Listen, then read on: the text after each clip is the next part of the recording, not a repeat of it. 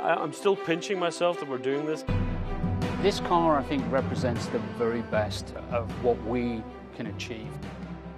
It's not just some components put together to make a car, it's the passion of the people involved in it. I truly believe we have one of the best design teams in the world. When you've got a tremendously talented group of people that can come together and execute something like this, it's very gratifying. I think there'll be a big emotional connection for a lot of people with this car. This is just a whole nother level above and beyond where we've been so far. We always get asked, when are we going to do the next Ford GT?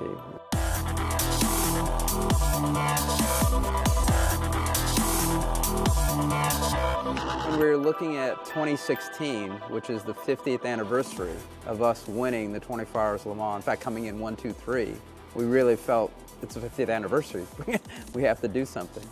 We wanted to create a modern supercar, but we wanted to still hark back in some way to the heritage of Ford Motor Company and the GT. This car is so special to so many different people, and it has such an important legacy that we just couldn't resist doing another version. When we analyzed the original GT40, there was some very, very strong key elements that we felt were intrinsic to make sure that when people see this car, it's very obvious what it is. We really have to honor the history of the car, so it's not a place to mess around with history and get too creative. The car floored me. It's really something else. It has the Ford GT heritage. You can see it instantly in the front, but as you travel along the sight lines of the car, it's really from another planet. This car is very forward-looking. It's very futuristic. It harkens back to the real iconic details of the original Ford GT, but it really is very much an artifact from the future. There's a water line that runs around the nose, just below the headlights. That water line has a negative cutback, and that was something that was always on the original GT40. The headlights tend to be more squared off. It's not just styled, it's very intentional. Everything is there for a purpose. We're targeting over 600 horsepower, so with this small compact V6, we really have extraordinary power density from this engine. Clearly, performance is one of the most important drivers of this car, as much as on the exterior as it is on the interior. The design reflects all the simplicity that gives that feeling of performance and lightness. I think when you look at the car, you can probably see it could only be made now. I think we probably couldn't have built this car in terms of the construction of the car 60 years ago. The use of carbon fiber allowed us to get some radical form executions because of the material finish. Like the dash is a structural member of the tub. The tub is a structural part of the car. The dashboard is actually the cross-car beam and gives the stiffness to the actual chassis. It's super lightweight, so it's the best material for creating an efficient product.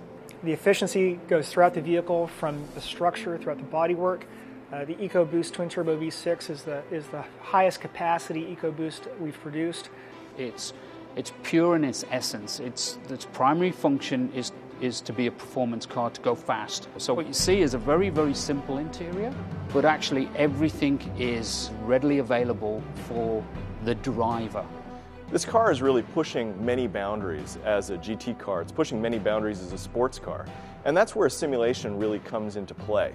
I think the whole concept of gaming is one of those things that is very important in making a connection to customers and creating that real sense of participation in the product and really driving the aspirational nature of the product. With the way video games have evolved and driving simulators have evolved, you get a much more true sense of what the ownership experience is about. You know, way back in the 70s, kids just had a poster on a wall, but it was enough. This beautiful image on the wall was enough to drive a passion.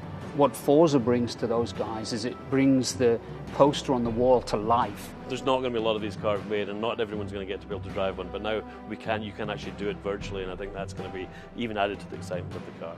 Great brands have really great stories to tell, and I think Forza gives us a new opportunity to kind of tell that story to a new audience. What a cool moment this is. 10 years of Forza anniversary, 50 years since the winning GT40 at Le Mans.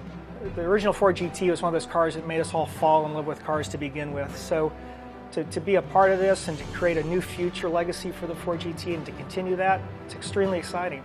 There's always something as an engineer that, you know, I wish we had done this a little different, and that's the nature of an engineer. There's always something you're looking to improve. But right now there isn't a single line I'd change on it.